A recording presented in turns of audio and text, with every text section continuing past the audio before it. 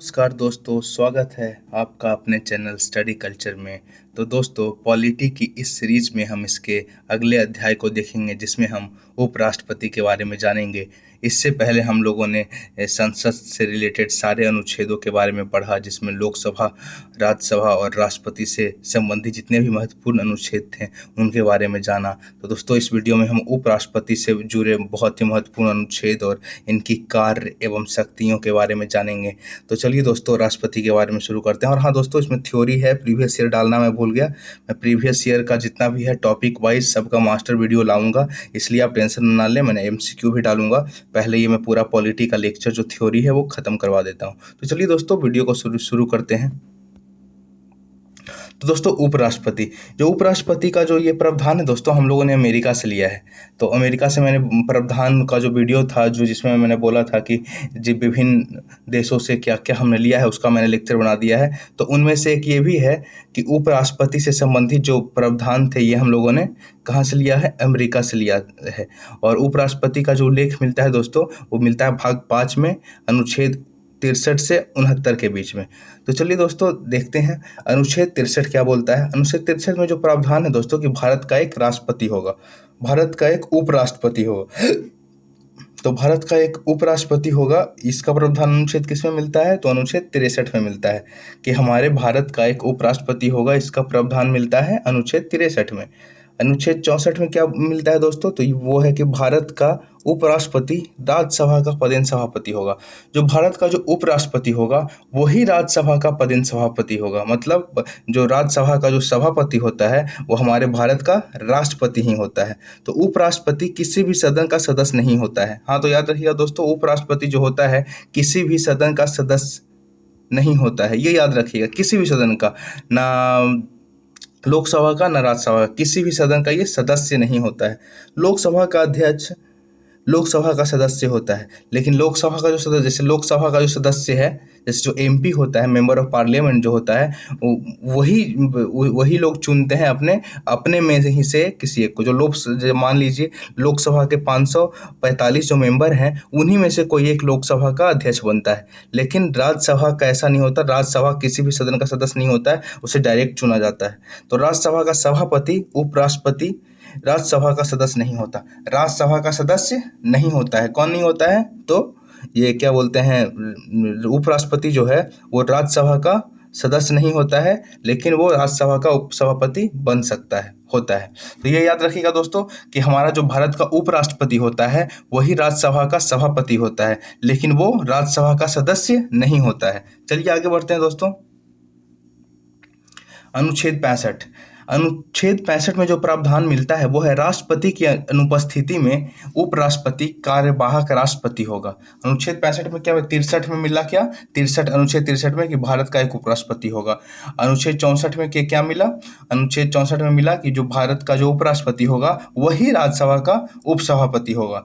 और अनुच्छेद 65 में है कि राष्ट्रपति की अनुपस्थिति में उपराष्ट्रपति को कार्यवाहक राष्ट्रपति होगा। अगर हमारे राष्ट्रपति उपलब्ध नहीं है तो उनके बिहाफ पे, उनके जगह पे हमारा उपराष्ट्रपति राष्ट्रपति के रूप में काम करेगा।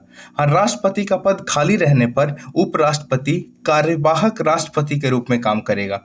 उपराष्ट्रपति को राष्ट्रपति के रूप में कार्य करने की अधिकतम अवधि 6 महीने है। तो दोस्तों, अगर राष्ट्रपति नहीं है तो उपराष्ट्रपति जो है अधिकतम जो है 6 महीने की अवधि तक ही राष्ट्रपति के रूप में कार्य कर सकता है। अगर इस अवधि के दौरान चुनाव नहीं होता है, चुनाव करवा लेना अति आवश्यक होता है। तो इस दौरान राष्ट्रपति का चुनाव करा लेना अनिवार्य होगा। और राष्ट्रपति के रूप में कार्य करते समय उपराष्ट्रपति को राष्ट्रपति के समान ही अधिकार, शक्तियां, वेतन एवं विशेष अधिकार प्राप्त होंगे। और हाँ दोस्तों, पहली बात तो है कि राष्ट्रपति का अगर जगह खाली है तो उसके बिहाफ पे, उसके जगह पे हमारा उपराष्ट्रपति कार्य करेगा। और जो अधिकतम अवधि है ये कार्य करने का उपराष्ट्रपति का राष्ट्रपति के रूप में, ये अधिकतम 6 महीने तक होगा। इस 6 महीने के भीतर में राष्ट्रपति का चुनाव करवा लेना अनिवार्य होगा।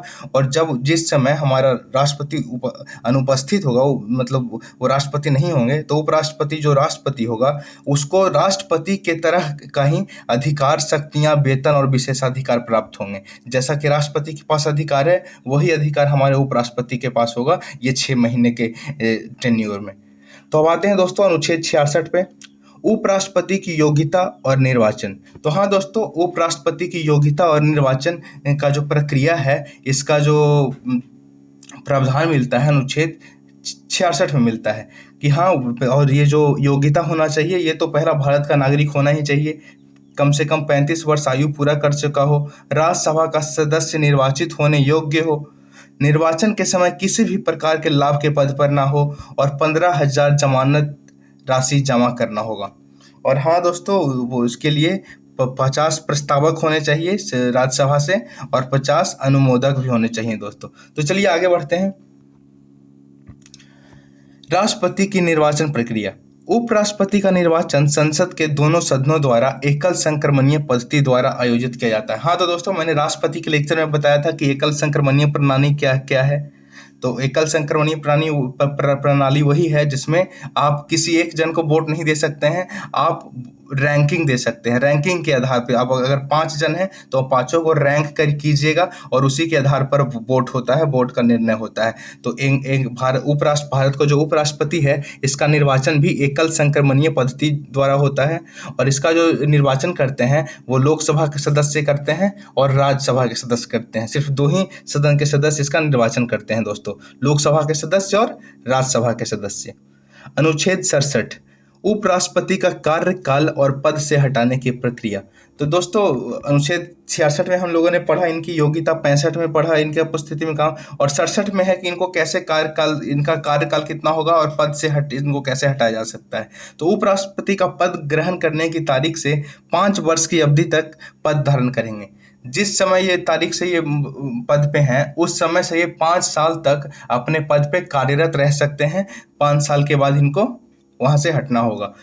तो और उपराष्ट्रपति को हटाने का प्रस्ताव सबसे पहले राज्यसभा में पेश किया जाता है। हाँ दोस्तों, तो मतलब अगर उपराष्ट्रपति को अपने पद से हटाना है तो इसका प्रस्ताव सबसे पहले राज्यसभा में पेश किया जाता है, जिस पर राज्यसभा के 1/4 सदस्यों का हस्ताक्षर हो। अगर राष्ट्रपति को हटाना है, आपको उपराष्ट्रपति को आपको हटाना है, तो आपको इसका जो प्रस्ताव है वो राज्यसभा में लाना होगा, और राज्यसभा के 1/4 सदस्यों के हस्ताक्षर होने अनिवार्य है, तभी ये प्रस्ताव पारित हो सकता है, इस पे सोचा जा सकता है। दूसरा है, उपराष्ट्रपति को पद से हटाने से पहले 14 दिन पहले सूचना देना आवश्यक है। हाँ दोस्तों, तो उपराष्ट्रपति को पद से अगर आप हटाना चाहते हैं तो 14 दिन पहले उनको ये सूचना दे दीजिए कि आपके ऊपर में ये प्रस्ताव पारित हो रहा है, आपको हटाने के लिए 14 दिन पहले उनको बता देना बहुत आवश्यक होता है। तीसरा, राज्यसभा अगर अपने तत्कालीन सदस्य संख्याओं से प्रस्ताव को पारित कर दे और उसके बाद लोकसभा की सहमति हो, तब उपराष्ट्रपति को उसके पद से हटाया जा सकता है।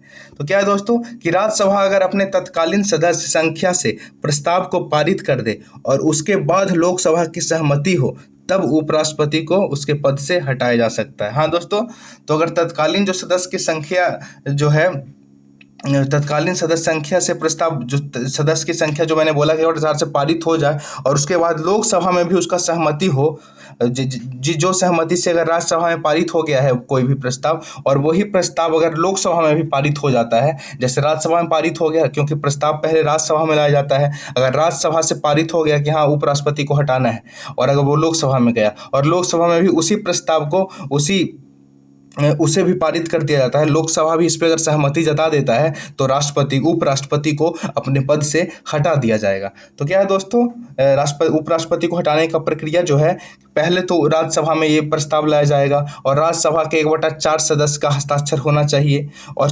उपराष्ट्रपति को 14 दिन पहले आप सूचना दें कि उन्हें आप हटाने के लिए प्रस्ताव ला रहे हैं। और तीसरा है कि अगर वो प्रस्ताव राज्यसभा से पारित हो जाए और इस पर लोकसभा का भी सहमति हो जाए, तब उपराष्ट्रपति को अपने पद से हटा दिया जाएगा।